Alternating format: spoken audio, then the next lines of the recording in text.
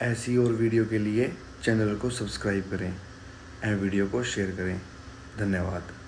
बिजनौर के बाहरी हिस्से में गांव की सड़क पर आकाश राम का एक छोटा सा ढाबा हुआ करता था।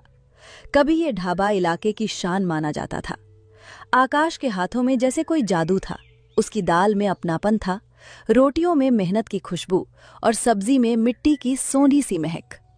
लेकिन समय हमेशा एक सा नहीं रहता। धीरे धीरे सड़क का रास्ता बदल गया। नई हाईवे बन गई, बड़े बड़े होटल खुल गए। जो गाड़ियां पहले आकाश के ढाबे पर रुकती थीं, हाथ में सूखी लकड़ियां थीं। एक एक करके वो उन्हें चूल्हे में डाल रहा था। आज भी सुबह से एक भी ग्राहक नहीं आया। तभी दूर से एक गाड़ी आकर ढाबे के सामने रुकती है। गाड़ी का दरवाजा खुलता है और एक ड्राइवर उतरता है। अरे भाई, क्या बात है? बस इतना ही खाना बेच रहे हो? हाँ साहब, जो भी तख्ती पर लिखा है बस वही है। अरे छोड़ो यार, ये तो शहर में भी बहुत मिल जाता है।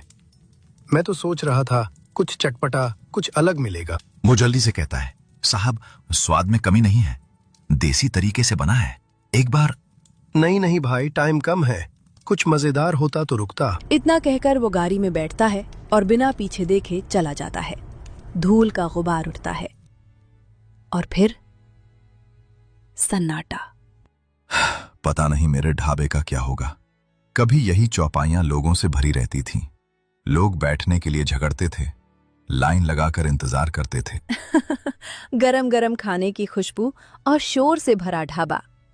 पहले लोग चौपाइयों पर बैठने के लिए बेकरार रहते थे, और आज आकाश राम चारपाई के पास झुका हुआ था। हाथ में पुराना कपड़ा था जिससे वो चारपाई की धूल साफ कर रहा था। कितनी धूल जम गई है। पहले तो दिन में 2-2 बार साफ करनी पड़ती थी। तभी दूर से पैदल चलता हुआ एक ग्राहक आता है। वो ढाबे के सामने रुकता है, चारों तरफ देखता है और फिर पूछता है, अरे भाई, खाने में कुछ स्पेशल है क्या आज? नहीं भाई, स्पेशल तो कुछ नहीं है, बस दाल है, पराठे हैं और कुछ भी नहीं है। बस यही? हाँ भाई, यही सब है। और इस टाइम चाय भी नहीं बेच रहे? नहीं भाई, इस टाइम कुछ भी नहीं बेच रहा। फिर तो रहने दो भाई, कुछ अलग होता तो बैठ जाता। इतना कहकर वो ग्राहक भी धीरे धीरे वहां से चला जाता है। ढाबे में फिर वही सन्नाटा छा जाता है। एक एक करके सब चले जा रहे हैं। बस से एक जवान लड़का उतरता है, कंधे पर बैग, चेहरे पर शहर की थकान। वो है सूरज, आकाश का बेटा। सूरज ढाबे के सामने खड़ा होकर चारों तरफ देखता है। जहां कभी ग्राहकों की लंबी लाइन लगी रहती थी, खाली चारपाइयां और चारपाई पर जमी मोटी धूल। पिताजी, क्या बात है? ढाबे पर आज छुट्टी है क्या? नहीं बेटा, छुट्टी तो नहीं है, ढाबा खुला हुआ है। लेकिन पिताजी, ढाबे पर तो कोई भी नहीं है। इतनी सुनसान मैंने इसे कभी नहीं देखा। हाँ बेटा, जब से तू शहर गया है ना, ढाबे से रौनक ही चली गई है। पहले लोग लाइन लगाकर खाना खाते थे, चौपाई पर बैठने के लिए बहस होती थी, किसे पहले पराठा मिलेगा, इसी में झगड़ा हो जाता था। लेकिन अब तो कोई भी आने को तैयार नहीं है। लेकिन ऐसा क्यों पिताजी? लोग क्यों नहीं आ रहे? कोई कहता है कुछ स्पेशल नहीं है, कोई बोलता है बस दाल ही बनाई है, और कोई तो बिना उतरे ही चला जाता है। सूरज का चेहरा गंभीर हो जाता है। वो धीरे धीरे सब समझने लगता है। पिताजी अभी भी वही पुराना तरीका आजमा रहे हैं जिसे लोग अब भूल चुके हैं। पिताजी, जमाना बदल गया है। क्या मतलब बेटा? पहले लोग पेट भरने आते थे, अब लोग स्वाद ढूंढने आते हैं। अब सिर्फ दाल रोटी से काम नहीं चलता। लेकिन बेटा, हम तो यही बनाते आए हैं, इसी से घर चला है। मैं जानता हूं पिताजी, आपका खाना आज भी सच्चा है, लेकिन लोग अब कुछ अलग चाहते हैं। अगर हम नहीं बदले तो ये ढाबा सच में बंद हो जाएगा। तो क्या मैं गलत कर रहा हूं बेटा? शाम पूरी तरह उतर चुकी थी। आसमान में तारे झिलमिलाने लगे थे। घर के आंगन में मिट्टी की खुशबू फैली हुई थी। पिताजी, अगर बुरा ना माने तो एक बात कहूं? बोल बेटा, आजकल तो सब कुछ कहने ही आ रहे हैं। आपका ढाबा इसलिए नहीं चल रहा क्योंकि आप आज भी वही गांव वाला पुराना सामान बेच रहे हैं। क्या? अब तू मुझे बताएगा कि मेरा ढाबा क्यों नहीं चल रहा। मैं इस धंधे में 20 साल से हूं, समझा। जब तू ठीक से बोलना भी नहीं जानता था तब से मैं चूल्हे के आगे खड़ा हूं। मुझे पता है पिताजी, आपने इस ढाबे के लिए अपनी जवानी खपा दी। आपकी मेहनत पर मुझे गर्व है। तो फिर क्यों कह रहा है कि मैं गलत कर रहा हूं? आप गलत नहीं हैं पिताजी, पर तरीका पुराना हो गया है। अरे वाह, शहर से 2 साल क्या घूम आया, अब पूरे 20 साल का धंधा गलत लगने लगा। मैं शहर इसलिए गया था ताकि सीख सकूं कि लोग आज क्या चाहते हैं। आज शहर के लोग गांव का खाना नहीं चाहते, उन्हें शहरी खाना चाहिए। तो गांव का खाना खराब है? दाल रोटी में क्या कमी है? नहीं पिताजी, दाल रोटी आज भी अच्छी है, लेकिन लोग अब सिर्फ पेट भरने नहीं आते, वे स्वाद और अलगपन ढूंढते हैं। अगर वही शहरी खाना आप अपने देसी मसालों से बनाएं तो लोग उंगलियां चाटते रह जाएंगे। और अगर लोग फिर भी ना आए तो दोष मेरा होगा, लेकिन अगर आए तो पूरा गांव कहेगा। मुझे डर लगता है बेटा, इतने सालों की कमाई दांव पर लगाने से। और मुझे डर लगता है पिताजी कि अगर हम नहीं बदले तो ये ढाबा हमेशा के लिए बंद हो जाएगा। अगली सुबह हल्की धूप के साथ होती है। सड़क पर गाड़ियों की आवाजें आने लगी हैं। सूरज तख्ती सीधी करता है। आकाश राम चूल्हे के पास जाकर राख साफ करता है। तभी अचानक एक चमचमाती कार आकर ढाबे के सामने रुकती है। कार से एक मोटा सा घमंडी आदमी उतरता है, आंखों में अकर, चेहरे पर घमंड। तो आकाश राम, क्या सोचा तूने जो मैंने तुझे कहा था? देखिए सेठ जी, मैं अपना ढाबा खाली नहीं कर सकता। ये मेरी पुरखों की जमीन है, मैं इसे किसी भी हालात में नहीं बेच सकता। पुरखों की जमीन? अरे आकाश राम, भावनाओं से धंधा नहीं चलता। देख जरा, तेरा ढाबा वैसे भी नहीं चल रहा, धूल के सिवा यहाँ कुछ नहीं है। इससे अच्छा है मुझे बेच दे, मैं यहाँ एक बड़ा शानदार होटल बनाऊंगा। तेरा ढाबा हाईवे पर है, इसीलिए मैं खरीद रहा हूँ, वरना ऐसे ढाबे की कोई कीमत नहीं। अब हम अपना ढाबा नहीं बेच रहे। और तू कौन है? मैं आकाश राम का बेटा सूरज, और अब हम अपना ढाबा खुद चलाएंगे। तुम लोग इस ढाबे को? ठीक है, मैं तुम्हें 15 दिन का टाइम देता हूँ। 15 दिन? हाँ, अगर 15 दिन में तुमसे ये ढाबा नहीं चला तो ये ढाबा मुझे चाहिए। ठीक है सेठ जी, अगर 15 दिन में ढाबा हमसे नहीं चला तो हम ढाबा आपको बेच देंगे। ठीक है, 15 दिन बाद मिलेंगे। तब तक सपने देख लो। इतना कहकर सेठ कार में बैठता है। कार धूल उड़ाते हुई चली जाती है। पिताजी, अब ये सिर्फ ढाबा नहीं है, अब ये हमारी इज्जत का सवाल है। उसने अलग अलग देसी मसालों को पीसा, मिट्टी के चूल्हे पर चिकन चढ़ाया और गांव के पुराने नुस्खे से पकाने लगा। धीरे धीरे जब कड़ाही से मसालों की खुशबू उठी तो वो खुशबू सड़क पार करते हुए दूर दूर तक फैलने लगी। तभी सड़क पर तेज रफ्तार से जा रहा एक ट्रक अचानक ब्रेक लगाकर रुकता है। ड्राइवर खिड़की से सिर निकालकर गहरी सांस लेता है। अरे, ये कैसी खुशबू है?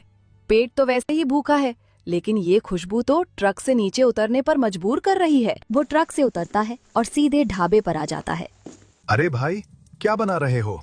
खुशबू तो ऐसी आ रही है कि स्टीयरिंग छोड़कर यहाँ खींचा चला आया। जल्दी से जो भी बना है एक प्लेट लगाओ, और हाँ, देरी मत करना। बैठिए भाई साहब, अभी गरम गरम देसी चिकन लाता हूँ। ये शहर वाला नहीं है, गांव के तरीके से बना है। अरे भाई, ये क्या बना दिया तुमने? मैं तो सालों से हाईवे पर ट्रक चला रहा हूँ, लेकिन ऐसा चिकन, ऐसा स्वाद आज तक नहीं खाया। ये चिकन नहीं है भाई, ये तो यादें हैं। बचपन में गांव में जो स्वाद मिलता था ना, वही स्वाद आज यहाँ मिला है। शहरों में तो बस मसाले ज्यादा होते हैं, आत्मा नहीं होती खाने में। भाई साहब, यही तो हम देना चाहते हैं, देसी स्वाद, सच्चा स्वाद। ये चिकन गांव के मसालों और दिल से बना है। अब सुनो भाई, आज से ये ढाबा मेरा अड्डा है। जब भी इस रोड से गुजरूंगा ट्रक यहीं रुकेगा। तुम्हारा ये देसी चिकन छोड़कर कहीं नहीं जाऊंगा। ढाबा छोटा हो सकता है, लेकिन स्वाद बहुत बड़ा है। जल्दी ही यहाँ भीड़ लगेगी, लिख कर रख लो। इतना कहकर वो ट्रक की ओर बढ़ जाता है। आकाश उसे जाते हुए देखता है। चेहरे पर हल्की मुस्कान और आंखों में नई उम्मीद चमकने लगती है। जो ढाबा कभी सूना पड़ा रहता था, अब वहां सुबह से ही ट्रकों की लाइन लगने लगी। कोई परिवार आ रहा था, कोई ड्राइवर, तो कोई दूर गांव से सिर्फ उस देसी स्वाद के लिए। एक शाम काम निपटने के बाद आकाश राम चूल्हे के पास बैठ जाता है। वो सूरज को देखता है, जो थकान के बावजूद मुस्कुरा रहा था। बेटा, आज जब ये ढाबा भरा हुआ देखता हूं ना, तो दिल भर आता है। ये सब तेरी मेहनत और लगन का नतीजा। अगर उस दिन तू मुझे समझाता नहीं, अगर तू मुझे नए तरीके से सोचने को मजबूर नहीं करता, तो शायद आज मैं भी वही पुरानी जिद में फंसा रहता।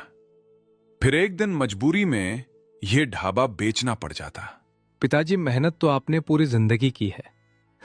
आपके हाथ के खाने में आज भी वही दम है, बस फर्क इतना था कि जमाना बदल चुका है। यही बातें किसी ने जाकर घमंडी सेठ के कानों में डाल दी। सेठ अपने आलीशान कमरे में बैठा था, हाथ में मोबाइल, चेहरे पर जलन और आंखों में गुस्सा। तो आखिर चल ही गया वो ढाबा जिसे मैंने धूल में मिलाने का सपना देखा था। आकाश राम, तू समझता है तू जीत गया, अभी खेल बाकी है। हाईवे पर जो ढाबा है ना, आकाश नाम का, मुझे उसकी एक एक चीज टूटी हुई चाहिए। देखो, तुम्हें रात के अंधेरे में जाना है, ना कोई देखे ना कोई सबूत बचे। ढाबे का सारा सामान तोड़कर आ जाना। सेठ जी, काम तो हो जाएगा, लेकिन पैसे वो मुंह मांगे लेंगे। जो पैसे तुम कहोगे मैं देने को तैयार हूं, बस मुझे वो ढाबा टूटा हुआ चाहिए, समझे? ठीक है सेठ जी, सुबह तक आपको खुशखबरी मिल जाएगी। रात गहरी हो जाती है। हाईवे पर सन्नाटा छा जाता है। चांद बादलों में छुपा हुआ था और अंधेरा गुंडों का साथ दे रहा था। जल्दी करो, पहले कुर्सियां, मेज, फिर चूल्हा और बर्तन। कुछ भी खड़ा नहीं रहना चाहिए। कुछ ही देर में ढाबा उजाड़ सा हो जाता है।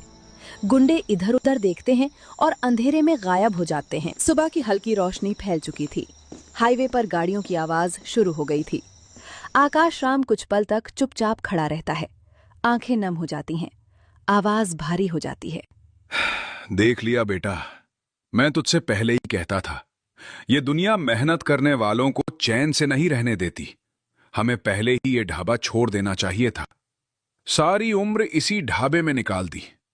आज इसे इस हाल में देखकर दिल ही टूट गया है। पिताजी, ढाबा टूटा है, लेकिन हमारी हिम्मत नहीं। जो लोग डराकर हमें रोकना चाहते हैं, वो यही समझते हैं कि हम टूट जाएंगे, लेकिन हम किसी से डरने वाले नहीं हैं। ये लकड़ी, ये बर्तन, ये चूल्हा सब दोबारा बन सकते हैं, लेकिन अगर आज हमने हिम्मत हार दी तो फिर सच में सब खत्म हो जाएगा। हम फिर से ढाबा बनाएंगे, पहले से ज्यादा मजबूत, और फिर से हिम्मत के साथ काम शुरू करेंगे।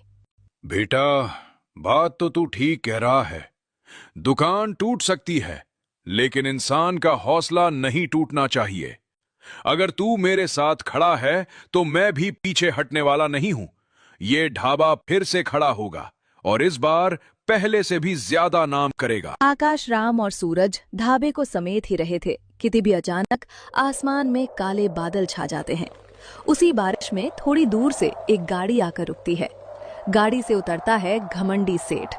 बारिश की एक एक बूंद से परेशान, चेहरा पीला पड़ा हुआ। सेठ को बारिश से बहुत ज्यादा एलर्जी थी।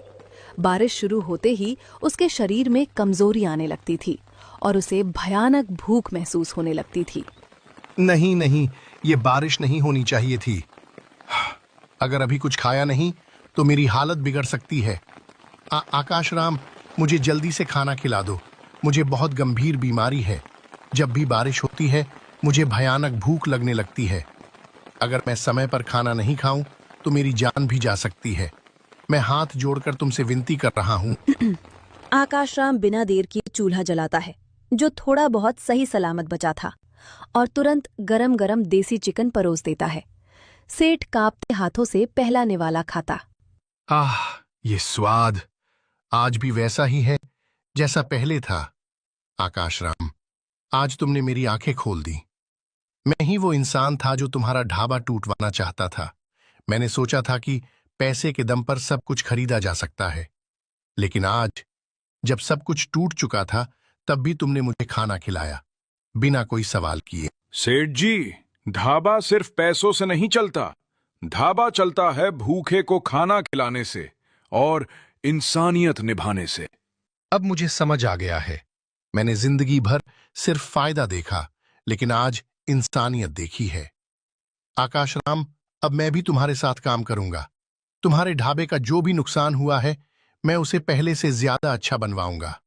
हम इस ढाबे को फिर से बनाएंगे, देसी स्टाइल में, सी स्वाद के साथ। और इस बार कोई साजिश नहीं, सिर्फ सच्ची मेहनत। कुछ ही दिनों में ढाबा फिर से बनकर तैयार हो जाता है, पहले से ज्यादा मजबूत, पहले से ज्यादा सुंदर। और जब ढाबा दोबारा खुलता है तो लोग कहते हैं, ये ढाबा सिर्फ खाने का नहीं, इंसानियत का